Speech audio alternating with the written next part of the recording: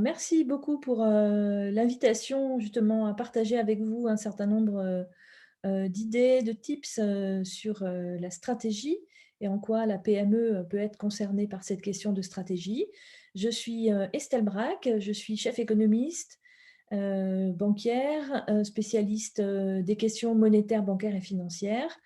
Et j'accompagne depuis 2 ans, date à laquelle j'ai créé ma société Kiralité, des startups, en particulier sur le territoire africain, donc des fintechs bien sûr dans le domaine bancaire et financier, mais pas que, et des startups qui sont à différents stades de maturité et notamment un stade qui concerne justement la réflexion stratégique.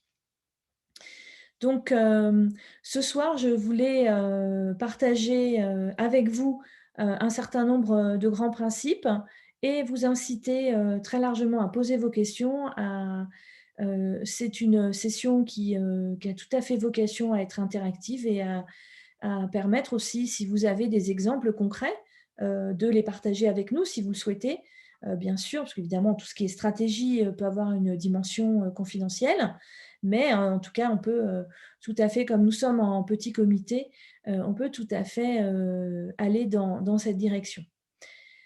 Alors, la stratégie en général, elle est, et je vais relier avec le séminaire de lundi dernier, la stratégie, elle est liée à la réflexion, à un moment de projection et un moment de planification et de budgétisation. Pourquoi? La stratégie, c'est pour, à un moment donné, se poser, relever la tête du guidon, si on peut dire, de l'activité quotidienne pour se demander dans quelle direction on veut aller. Et ne serait-ce que se poser cette question-là, c'est extrêmement important, c'est extrêmement structurant de définir la cible que l'on souhaite pour l'entreprise, la cible à atteindre dans l'avenir. Donc, c'est également lié à la définition, à la réflexion sur le marché et l'environnement concurrentiel. Donc, c'est quelque chose qui va se faire aussi au fil de l'eau, déjà à l'origine, à l'émergence du projet lui-même de start-up, d'entreprise plus généralement. Et puis, à chaque étape de la vie, c'est une question qui va se poser. C'est une question qui concerne tout type d'entreprise, et y compris les PME. Et c'est important aussi pour les PME parce que on le sait, la PME, le chef d'entreprise de PME est souvent sur tous les métiers et donc particulièrement occupé à gérer le quotidien, le jour. Et donc, c'est vraiment difficile pour lui l'idée même de se poser et de réfléchir dans la direction dans laquelle il veut aller est déjà une question en soi. Et c'est déjà un effort en soi, comme je l'avais déjà mentionné. Il y a donc plusieurs, comme je l'ai dit, plusieurs étapes de la vie et on voit en particulier cette étape de la réflexion stratégique, du positionnement stratégique de la start-up, en particulier sur le continent, mais pas que. On voit cette question émerger lors des levées de fonds. Parce que les investisseurs, à un moment donné, qui font le choix d'apporter des fonds à une entreprise, veulent avoir les idées claires et que la start-up, l'entreprise ait les idées claires sur sa stratégie. Et là, on parle évidemment d'une stratégie d'expansion. Alors, stratégie d'expansion, qu'est-ce que c'est la stratégie d'expansion? C'est faire croître assez simplement le chiffre d'affaires de la PME. Et comment peut-on faire croître le chiffre d'affaires? Eh bien, c'est soit diversifier, par exemple, sur le même territoire, sur lequel vous exercez aujourd'hui, diversifier l'offre de produits et services. Et ça peut, à la perpendiculaire, également être une stratégie d'extension géographique. Si vous considérez que le marché local que vous adressez jusqu'à maintenant est saturé, que vous avez le potentiel pour étendre l'offre de produits et services à d'autres régions du pays, voire à d'autres pays de la région, du continent par exemple, voire en dehors du continent. C'est aussi une stratégie à prendre enfin, c'est un des aspects, un des outputs de la réflexion stratégique. Donc, pour ce faire, bien évidemment, il faut avoir une connaissance extrêmement pointue de votre activité, bien sûr, de ce que fait l'entreprise. On revient aussi au sujet d'éducation financière et sujet financier, et bien avoir une lisibilité de la réalité de l'activité de l'entreprise, donc avec des états financiers qui sont justes et qui reflètent la réalité. Et puis, par ailleurs, avoir une bonne connaissance de votre marché et des marchés, des autres marchés que vous pourriez adresser. Ça, c'est ce qu'on va plutôt appeler une étude marketing, une étude de marché, et qui vous permet en fait de comprendre ou de formaliser. Parce que il est clair qu'un chef d'entreprise qui exerce depuis un certain nombre d'années sur un segment connaît très bien son marché, connaît ses concurrents. Il connaît, il a une idée intuitive parfois du potentiel de son marché. Ça, c'est une connaissance qui est un acquis, qui est déjà une base. Mais comme on voit assez difficilement, certains prendront l'exemple de la bouteille, d'autres de la boîte ou de la maison, on ne voit pas généralement toute la maison, toute la bouteille dans toute sa périphérie. On ne la voit jamais dans son ensemble. On la voit, quand on regarde une bouteille, on ne voit qu'un côté de la bouteille. Donc, pour cette question de stratégie, il peut être extrêmement intéressant de faire appel à des experts qui ont, eux, une vision complémentaire de la vôtre, soit parce qu'ils ont déjà réalisé ce genre d'études, soit parce qu'ils ont une expérience dans ce domaine en tant qu'opérationnel, en tant qu'entrepreneur. Et maintenant, ils prodiguent des conseils. Donc, c'est aussi définir la stratégie. Ça veut dire également, comme je viens de le dire, donc s'adjoindre les services ou l'aide de personnes, d'experts extérieurs. Donc, si je continue à dérouler, je vais dérouler la stratégie un peu au fur et à mesure, un peu comme de l'itération des idées. Comment cette stratégie peut-elle être mise en œuvre? Si vous avez une idée… Estelle, si tu veux bien, j'aurais une question. Pardon? J'aurais une question. Bien J'ai sûr. l'impression que la connexion n'est pas très stable. J'espère que tu m'entends correctement. Oui, j'entends très bien. Tu parles de stratégie d'expansion, Oui, mais dans le titre de ta présentation, tu parlais de positionnement stratégique. Et du coup, moi, j'entendais stratégie de positionnement, c'est-à-dire plutôt celle qu'on conçoit au départ pour concevoir son business. Là, tu parles plutôt de celle qu'on utilise, de la stratégie qu'on utilise pour s'étendre une fois qu'on a défini quel est son ADN et démarrer les activités. Est-ce que tu peux peut-être élaborer un peu sur la distinction entre les deux et le cœur de ce que tu veux vraiment, de ton propos aujourd'hui? très bien. Oui, je suis partie un peu vite dans l'expansion, en partant du principe que l'établissement était déjà acquis. Donc oui, très bien. Donc la stratégie de positionnement, c'est de bien comprendre le potentiel de marché, le potentiel dans une théorie économique, on va parler de l'offre et de la demande et de l'adéquation entre l'offre, qui sont les produits et services que vous proposez, et la demande qui va être le marché. Les deux n'étant pas fixes et n'étant pas des données fixes et établies au départ et demeurant telles. Je m'explique.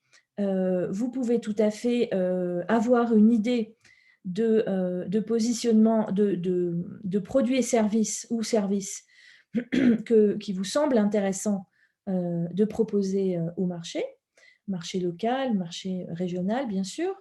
Et finalement, en développant ce produit et service, en le proposant au marché, en le faisant connaître, vous pouvez découvrir que finalement, le produit tel que vous l'avez conçu ne correspond pas tout à fait à la demande, mais qu'il s'en approche et qu'en le faisant muter ou on va dire pivoter, il va correspondre à une demande plus importante que celle que vous aviez prévue au départ. Donc ça, c'est un point. La deuxième chose sur l'aspect demande, eh bien, on a vu, là, on est dans la société de consommation, on a vu aujourd'hui, on voit aujourd'hui une demande extrêmement prégnante sur un certain nombre de produits dont on ne pourrait pas se passer. Je vous citerai complètement au hasard l'ordinateur ou le téléphone, le smartphone. Eh bien, au moment où le premier smartphone a été produit, eh bien, il n'y avait pas de demande. La demande est née de l'offre du produit. Donc, il y a un certain nombre, et de la même façon, il y a des produits, et c'est le cas sur le continent africain, et c'est pour ça qu'on va parler d'innovation, de création de nouveaux produits qui arrivent sur le marché et qui vont rencontrer une demande, mais en même temps des tas d'idées qui ne décollent pas. Donc, c'est important de bien comprendre en fait quelle est l'appétence du marché pour votre idée, et c'est l'objet des études marketing, des sondages qui sont faits, du questionnement que vous pouvez tout à fait opérer vous-même dans votre entourage. Vous pouvez aussi le faire par des canaux bien sûr digitaux aujourd'hui, pour comprendre quel est l'accueil potentiel de votre idée sur le marché. Et à partir de là, d'ajuster. Je reviens à cette idée de la bouteille ou de considérer que votre idée va à un moment se transformer en produit ou service. Vous avez, vous, une idée. Donc, vous êtes un des pardon, c'est la fièvre a grillé la zone mémoire vocabulaire. Vous êtes dans une des parties, je ne trouve pas le mot, une des parties du marché, c'est-à-dire vous proposez quelque chose au marché. Imaginez le marché, c'est le marché, c'est comme les gens viennent proposer des produits et services, d'autres viennent acheter. Vous proposez au marché un produit ou service, et donc vous n'êtes qu'une face, pardon, c'est ça le terme que je cherchais, vous ne représentez qu'une face du marché. Et face à l'offre, eh bien, il y a la demande. Et la demande aujourd'hui, la demande concrète aujourd'hui, la potentielle demande qui pourrait émerger une fois que vous avez, avec votre idée, nourri justement un intérêt et créé, ce qui peut tout à fait être le cas, une demande. Comme par exemple des jus de fruits. Tout le monde a l'habitude de faire ses jus de fruits à la maison. Eh bien, si vous proposez des jus de fruits qui sont élaborés, qui sont encore meilleurs que ceux que l'on fait à la maison, avant on peut considérer qu'il n'y avait pas vraiment de demande, eh bien, vous allez nourrir une nouvelle demande.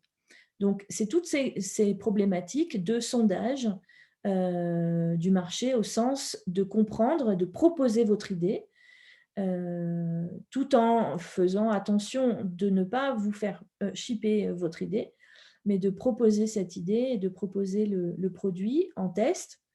Et dans la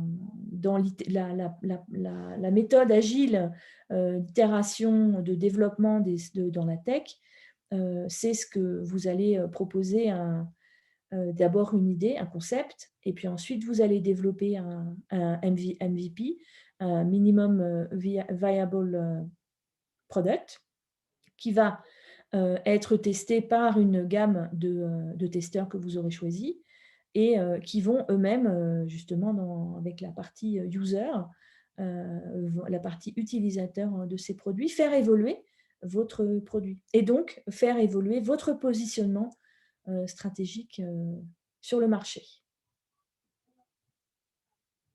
Voilà sur la partie positionnement. Très bien, merci beaucoup.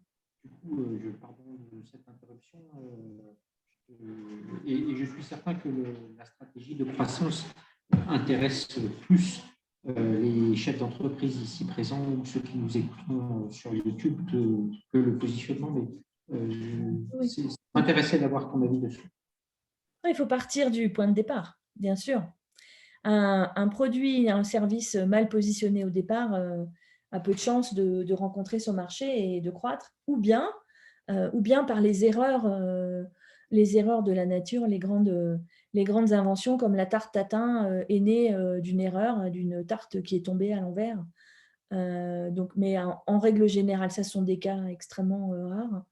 Et donc, aujourd'hui, l'accompagnement de l'entreprise, hein, je ne veux pas forcément toujours utiliser le terme start-up, il n'y a pas toujours de la technologie dans les entreprises qui se créent. Il faut pas non plus. Il y a de plus en plus de digital, mais également de plus en plus. Voilà, il y a une émulation à créer, à transformer, à oser, tout simplement, transformer son idée en produits et services. Et donc, la première étape consiste à tester, ensuite à passer à une étape de commercialisation, production, commercialisation, et puis ensuite, comme je l'ai mentionné tout à l'heure, donc d'aller vers une stratégie, une fois que le projet est suffisamment mature et a rencontré son marché, rencontre un certain succès, donc une certaine stabilité aussi dans la gestion, la gouvernance de l'entreprise. Ce sont des éléments qui ne sont pas anodins, qui vont être scrutés de près par les financiers auxquels vous pouvez avoir à faire appel. Et donc, à partir de là, vous pouvez entamer cette réflexion de développement stratégique expansion, qui est en fait la phase suivante. Et donc, à partir de là, cette stratégie, elle peut prendre plusieurs formes. Soit créer des bureaux à l'étranger si vous êtes sur une commercialisation de produits. Donc, il y a toute la contrainte de livraison, d'acheminement, de livraison. La question, faut-il produire sur place ou bien acheminer du pays siège vers les autres pays, envoyer, mais également toutes les questions des licences pour les services financiers, des sous-régions qui permettent plus ou moins d'avoir un passeport qui vous permette d'accéder à des zones. Et c'est là que la ZLECAf peut jouer un rôle important, parce que justement, cette zone de libre-échange continentale, elle peut justement vous permettre de réduire le coût d'une expansion en réduisant les frais de douane et en simplifiant justement le passage des frontières d'un pays à un autre.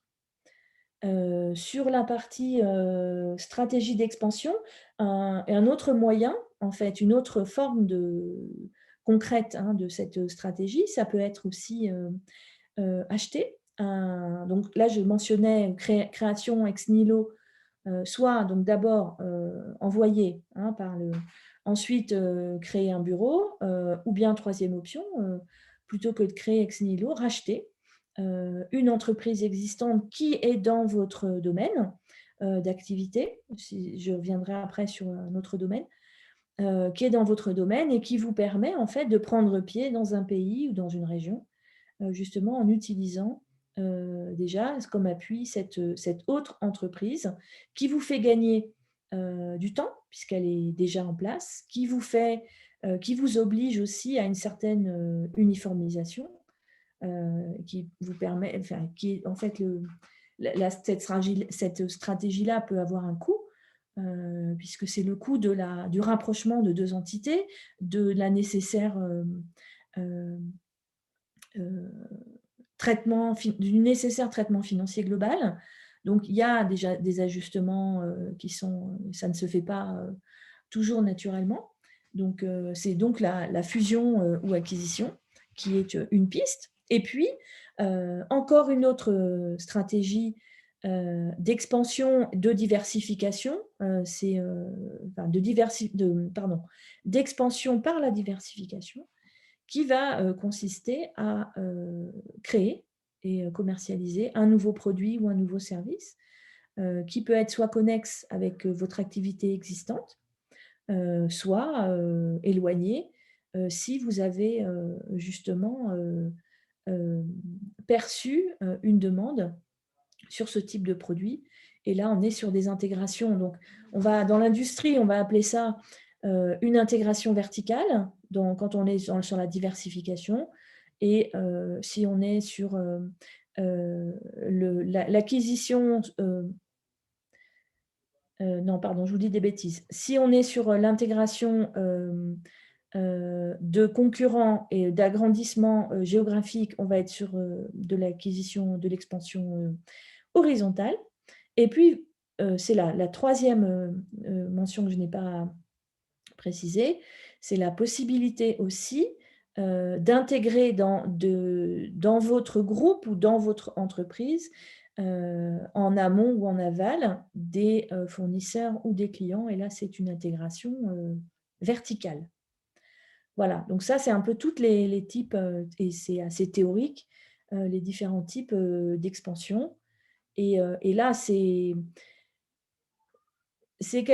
une option à étudier une fois que vous êtes vraiment solide déjà sur la partie, vous avez déjà un certain nombre, une expérience de gestion de l'entreprise, une expérience. L'entreprise roule depuis un certain nombre de mois, d'années en général. Et c'est une phase 2 qui va ensuite, une fois que vous avez posé les bases, c'est important de passer par cette phase intermédiaire du point de vue des investisseurs ou des financiers, banquiers, investisseurs, parce que dans cette phase-là, vous allez prouver, en fait, vous allez créer des track records, vous créez de l'information sur votre capacité à bien gérer l'entreprise et donc autant d'informations qui vont permettre aux financiers de mesurer le risque d'apporter les fonds à votre entreprise. Donc, c'est pour ça qu'il y a une logique de ce type-là et que c'est au moment de l'expansion, quand on a établi les bases et qu'il est le moment de l'expansion et du scaling up, à ce moment-là, il y a un certain nombre… C'est une phase charnière à laquelle, au moment où les investisseurs et les financiers peuvent entrer dans l'entreprise. Voilà ce que je pouvais comme ça partager avec vous. Et je serais ravie de répondre aux questions que vous vous posez pour aller plus dans le détail de certains points.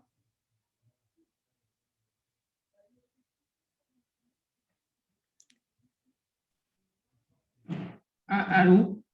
Oui, J'ai mon son. oui, ça marche? Allô, oui, oui, je t'entends. Très bien. Est-ce qu'on a des questions? Écoute, non, on n'a pas de questions à ce stade. Moi, j'en ai une. En fait, j'ai une question qui m'est arrivée par mes propres réseaux que je ne sais pas exactement comment te traduire. C'est une question, c'est quelqu'un qui dit concrètement,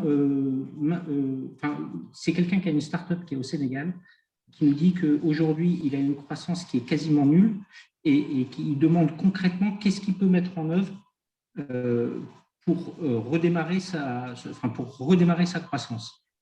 Et du coup, est-ce que, alors, il me dit pas dans quelle branche. Bon, je vais écrire.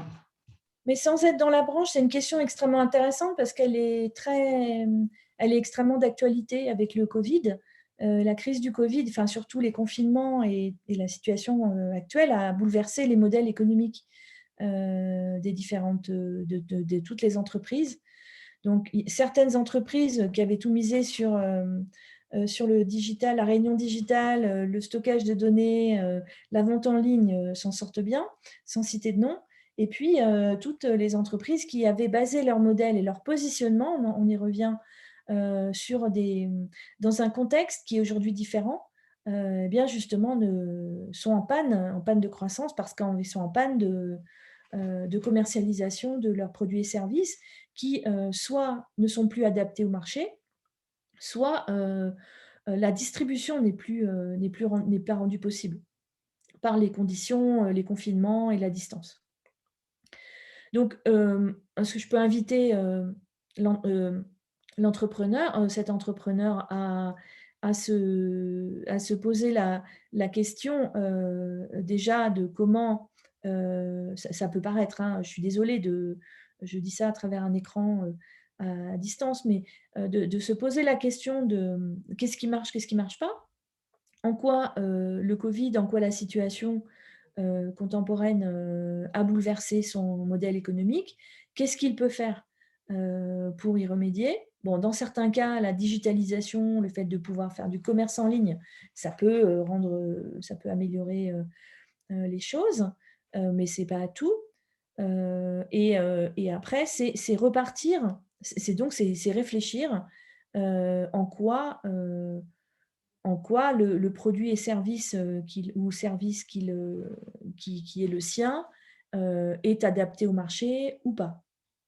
Avec les nouvelles normes aujourd'hui, enfin avec le nouveau contexte aujourd'hui. C'est un repositionnement en fait, qui peut être, enfin en tout cas je suggère la piste d'une réflexion sur le repositionnement du produit et service. Aujourd'hui avec le contexte. Après, j'ai pas évidemment assez d'éléments pour aller plus dans le détail. Mais c'est encore une fois comment se J'ai projette. eu une précision, on me Oui, dit que c'est dans le domaine des produits frais, donc produits alimentaires frais. d'accord. Donc produits alimentaires frais et donc il a une difficulté, à vendre, j'imagine, ou En à tout cas, vendre. à grandir, c'est-à-dire qu'il touche régulièrement les mêmes clients, mais qu'il n'arrive pas à avoir de nouveaux clients. D'accord. Alors après, pour avoir de nouveaux clients, bien, c'est se faire connaître. C'est, gagner de nouvelles, clientèles, c'est, comment se faire connaître? C'est par la publicité, faire une campagne, de publicité, faire des promotions, auprès de ses clients existants. Est-ce que, de leur, proposer une bonification ils recrutent de nouveaux clients, par exemple, ou s'ils font parler du produit à d'autres clients de leur entourage. C'est, diversifier, la clientèle. Est-ce que, si ce sont principalement des particuliers, est-ce que ça peut être aussi, des restaurants, d'autres types de clientèle? C'est toutes ces questions, à se poser.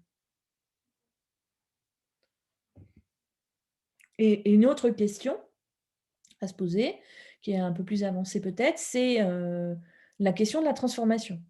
Est-ce que il y a certainement une concurrence importante, donc là, c'est sur hem, la la je suis désolée, j'ai de la brume dans les neurones.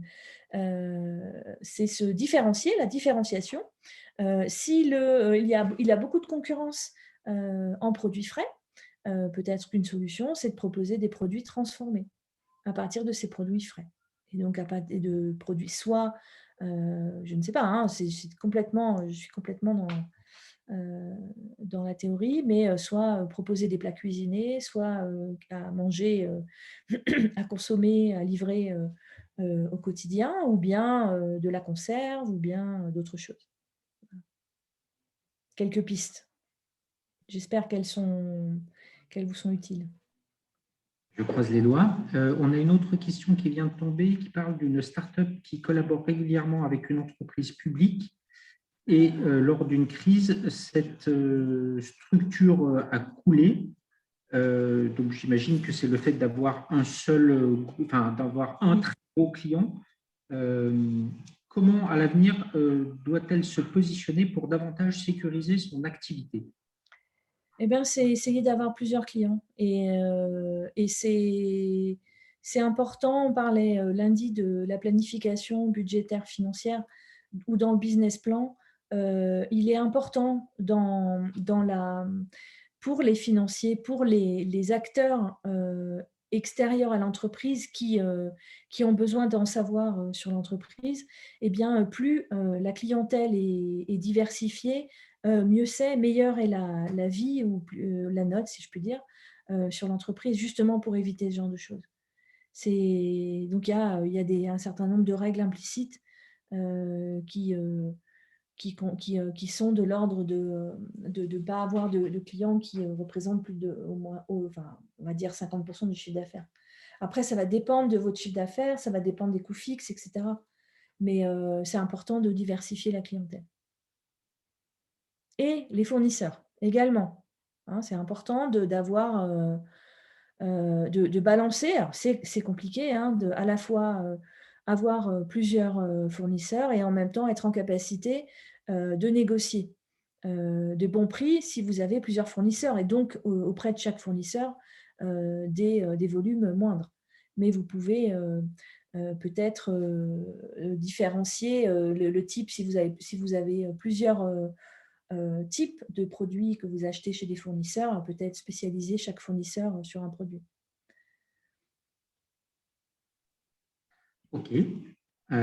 J'ai une autre question qui arrive.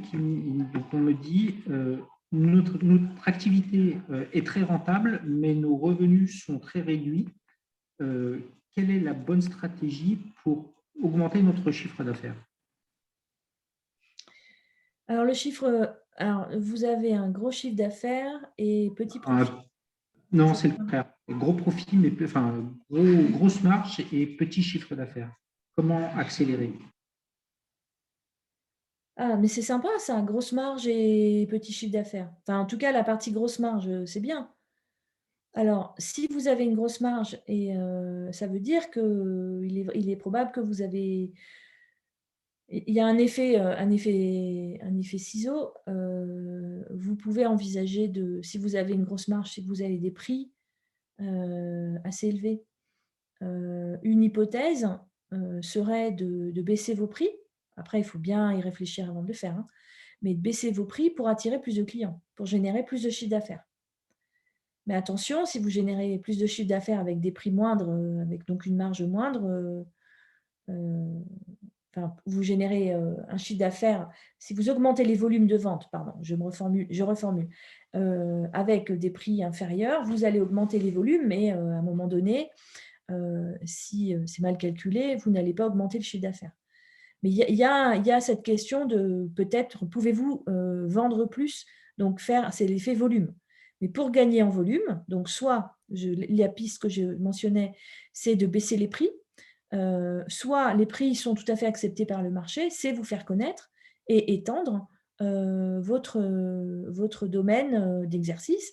Donc, vous faire connaître peut-être auprès d'une clientèle plus grande et voilà, utiliser cette marge.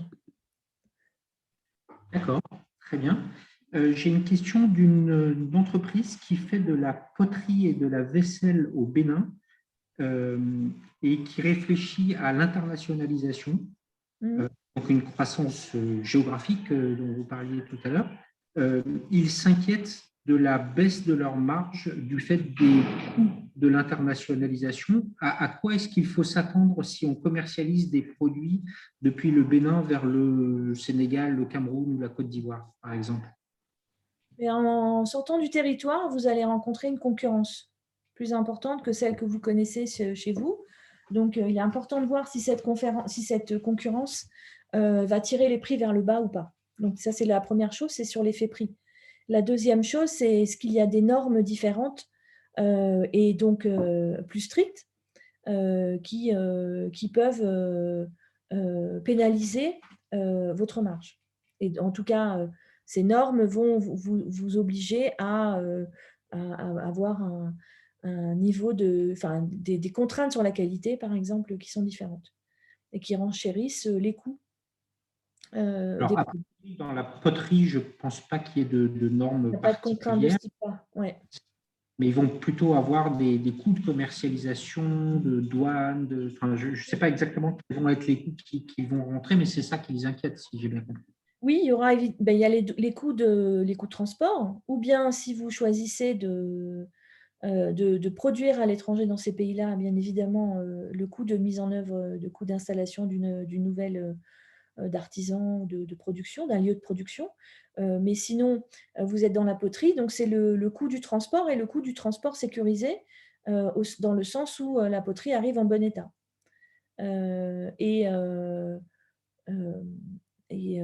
après, voilà, ce qu'il faut aussi faire, ce à quoi il faut faire attention, c'est aussi je mentionnais tout à l'heure, l'effet prix, hein, l'effet concurrence, parce que vous sortez d'un marché où vous êtes peut-être protégé, parce qu'il y a peu de concurrents, et là, si vous sortez à l'international, vous avez plus de concurrents. Et j'ai mentionné tout à l'heure les droits de douane, bien évidemment, mais alors là, je n'ai pas la réponse avec moi tout de suite, mais il faut voir l'impact de la ZLECAf, et c'est l'objet de la ZLECAf, donc la zone de libre-échange, qui est de réduire les droits de douane entre les pays. Donc son objectif, c'est bien de permettre à des producteurs béninois de vendre leur poterie au Cameroun, en Angola. Après, la question, c'est le transport, l'acheminement de vos produits, toute l'infrastructure de transport et de livraison, parce que là, vous allez faire, soit vous avez un relais sur place qui va assurer la distribution, soit vous faites de l'envoi postal, de l'envoi individuel à qui commande, par exemple en ligne. Et là, c'est encore une autre organisation. Donc, ça dépend aussi des choix, ça dépend du marché, et ça dépend de vos choix. Mais voilà, vous avez tous ces coûts qui vont entrer en compte. Bien, on a une autre question qui est, on note de plus en plus d'entreprises actives en Afrique dans la transformation alimentaire. Pour davantage améliorer le positionnement des produits, n'est-ce pas plus rentable de se constituer en un label pour plus de crédit par rapport aux produits et une meilleure ouverture à l'international que d'aller chacun en solo? Oui, tout à fait, mais ça existe déjà. Il y a, par exemple, il y a des labels, label de la mangue en Côte d'Ivoire, sur les produits à base de mangue. Enfin, il y a déjà des initiatives qui sont faites, et il y a aussi dans chacun des pays il y a des institutions qui sont chargées de promouvoir, d'accompagner les entreprises aussi pour s'étendre à l'international. Donc, il existe des accompagnements, mais effectivement un label intéressant. Après, la question du label, c'est là, on parlait juste avant de la question des coûts. Un label signifie exigence, exigence de qualité, et ça veut dire que les entreprises doivent se conformer aux exigences de ce label-là en particulier. Donc, ça pose la question de qui élabore le label. C'est une très bonne question. J'ai une question qui vient de tomber, que je vais te lire telle qu'elle. C'est un peu brut. C'est à propos de la ZLECAf.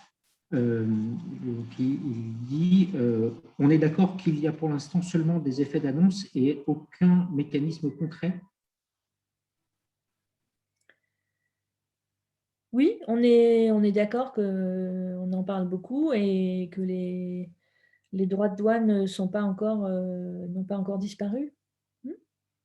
Mais c'est en cours. Et il y a, alors il est important aussi de se saisir de ce sujet-là, et pour faire en sorte, c'est un vrai sujet.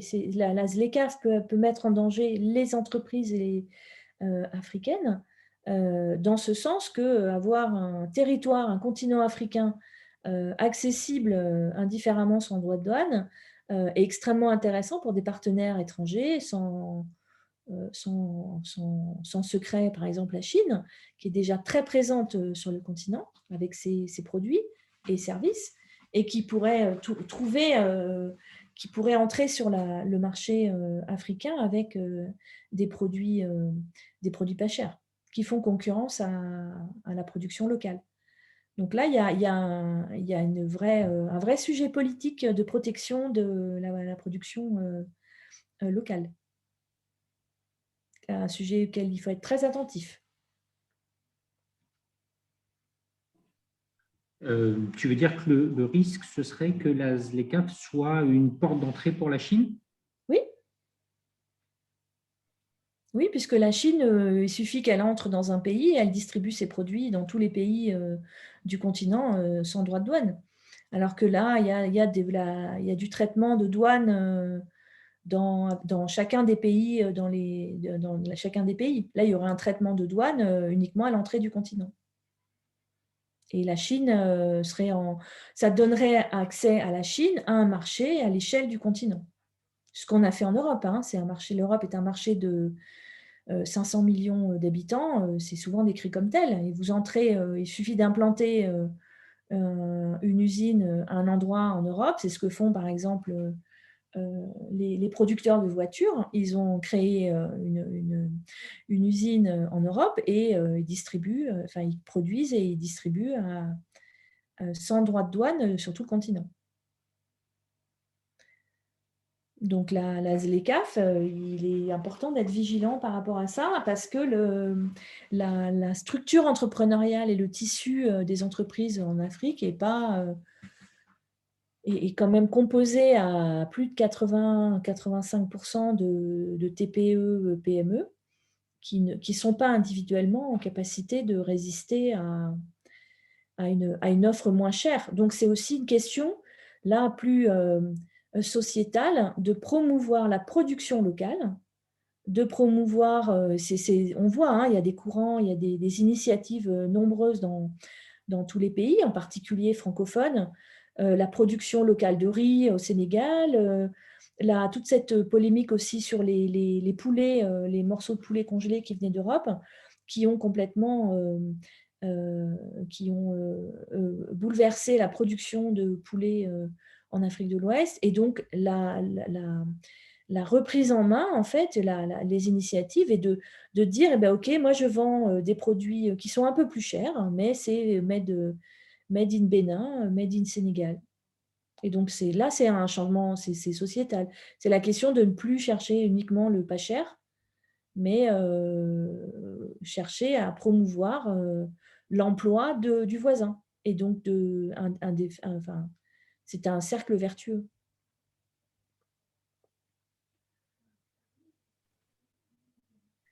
J'ai une dernière question, non, peut-être pas une dernière question, d'une entreprise industrielle de transformation alimentaire en Afrique de l'Ouest qui fonctionne sur un modèle de vente indirecte, entre parenthèses supermarché, etc., qui demande le digital est-il une solution de croissance ou pas? Le digital est un moyen d'entrer en contact directement avec les clients. C'est effectivement un moyen. Le distributeur intermédiaire rend un service, hein, vous le fournissez une fois et lui se charge de vente aux clients finaux. On l'a vu en Europe, on a pas mal d'initiatives qui se sont développées. Je pense aux AMAP, aux associations de maintien de l'agriculture paysanne, où il y a une vente directe du producteur vers l'acheteur. Mais ça veut dire, pour le producteur, il faut venir à un endroit donné, il faut se rapprocher en fait de son client, donc soit physiquement, en venant livrer à un point fixe, soit par le digital. Mais le digital, il n'est pas digital sur toute la chaîne. Le digital, il va l'être sur la commande, mais il ne va pas l'être sur la livraison. C'est-à-dire qu'il faut quand même que quelqu'un assure la livraison. Donc, est-ce que c'est intéressant financièrement d'assurer une livraison de produits alimentaires directement chez les clients? Alors, du coup, il faudra certainement leur facturer la livraison, ou bien une autre solution qui consiste à livrer un point intermédiaire, en fait, qui est un local, et à date fixe, et les gens viennent chercher leurs produits. Très bien. Et une dernière question d'un centre de formation extrascolaire au Burkina Faso qui enseigne aux enfants scolarisés de 6 à 17 ans l'anglais, le leadership, l'entrepreneuriat et plusieurs autres compétences. 50 000 francs en CFA par mois et par enfant. Nous avons beaucoup de prospects grâce à la pub faite sur Facebook, mais nous n'avons pas de nouveaux inscrits depuis 2 mois. Des conseils pour transformer les prospects en clients? Est-ce que vous avez posé la question au prospect? Déjà, je vous suggère de demander au prospect qu'est-ce qui les retient de s'inscrire. Posez-leur directement la question. Ça revient au sondage de marché que j'évoquais tout à l'heure dans le positionnement. Voilà, vous avez leurs coordonnées puisqu'ils sont sur Facebook. Pour ne pas le citer. Voilà, posez-leur la question. En indiquant que vous faites une étude de marché, enfin, où vous envoyez un stagiaire poser les questions, et pour un peu, comment dire, rendre la chose un peu moins formelle, et interrogez-les sur en quoi l'offre les intéresse et qu'est-ce qui les retient de s'inscrire. Déjà, ça serait une bonne piste pour comprendre un peu mieux leurs besoins et la raison pour laquelle ils s'inscrivent. L'autre question, on parlait du digital. Est-ce que c'est une formation qui se fait en présentiel? Est-ce que c'est une formation qui peut se faire en distanciel? Est-ce qu'il y a un sujet de déplacement? Est-ce qu'il y a un sujet Covid sur ce point-là? C'est une Je question. pense que C'est en le Covid présentiel. doit les perturber, mais Voilà. j'imagine qu'il y a du présentiel, oui. Voilà. À ce Eh prix, bien, présentiel. voilà, c'est en présentiel. Eh bien, est-ce que pour le moment, vous pourriez proposer une déclinaison, peut-être moins chère parce qu'il n'y aura pas de locaux à payer, voilà, et avec soit, donc là, comme nous le faisons là, hein, parce que nous sommes tous dans des pays différents, ça marche bien, hein, mais ça nécessite d'avoir quand même une bonne connexion. Donc, soit un outil par Zoom, par Zoom, par WebEx, voilà, pour ne pas citer de marque en particulier. Voilà, ça peut être une piste, mais effectivement, en prenant en considération le fait que il y a peut-être moins de charges, donc est-ce que le prix peut être amendé? Voilà, il y a la question prix, il y a la question distancielle, il y a la question, cette question de comprendre en fait le besoin. Et pour les cas aussi, n'oublions pas, où on n'a pas forcément un ordinateur chez soi avec une bonne connexion Internet qui nous permet de faire de la visio, eh bien, il y a d'autres solutions qui peuvent peut-être être mises en place. Par exemple, par email, vous envoyez des exercices à faire avec de temps en temps des points vidéo. Euh, voilà, oui, ce sont des enfants. Alors à ce moment-là, proposer un relais. Enfin, les enfants, 6 à 17 ans, ne sous-estimez pas leur appétence pour le digital, hein. Moi, j'entends beaucoup d'histoires quand même où par les enfants que le digital entre dans la maison, et en particulier le wallet mobile, hein. Mais effectivement, c'est l'utilisation d'un ordinateur qui peut être rédhibitoire. Donc, encore une fois, cette réflexion stratégique, c'est brasser les idées. Je conclurai là-dessus. Réfléchissez out of the box. On est en dehors de la boîte. Nous sommes à une période qu'on n'a jamais vécue, qu'on n'a pas du tout prévue, qui n'était pas prévisible. Certains disent qu'il n'existait pas. Non, elle existe, mais on ne l'a pas du tout prévue. Donc, c'est aussi l'occasion, c'est compliqué pour beaucoup de gens, pour certains plus que d'autres, mais c'est aussi l'occasion de réfléchir à comment faire les choses autrement, comment peut-on tirer parti aussi eh bien, de ce digital. Et moi, je suis, par exemple, ravie de pouvoir partager ces moments avec vous. Et je pense qu'on l'aurait, il y a 2 ans, on l'aurait fait complètement différemment et beaucoup moins. Et ça, c'est un des points intéressants. Donc voilà, brassez complètement, ne vous mettez pas de barrières, de contraintes a priori. Je parle de la réflexion.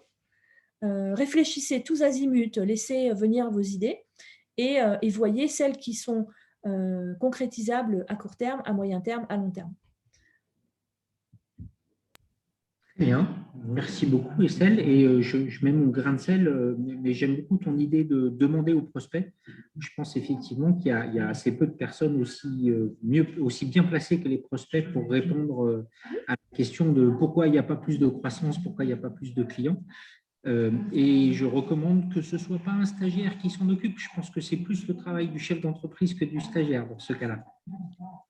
Oui, je parlais du stagiaire pour si l'on se sent mal à l'aise en fait à l'idée de contacter les clients, le fait de le positionner sous l'angle d'une étude que l'on réalise peut être un moyen de casser ce formalisme. C'était uniquement dans ce, mais je suis d'accord complètement. Ouais.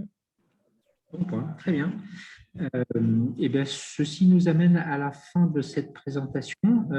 Estelle, merci beaucoup, malgré une situation difficile. Je te laisse la conclusion.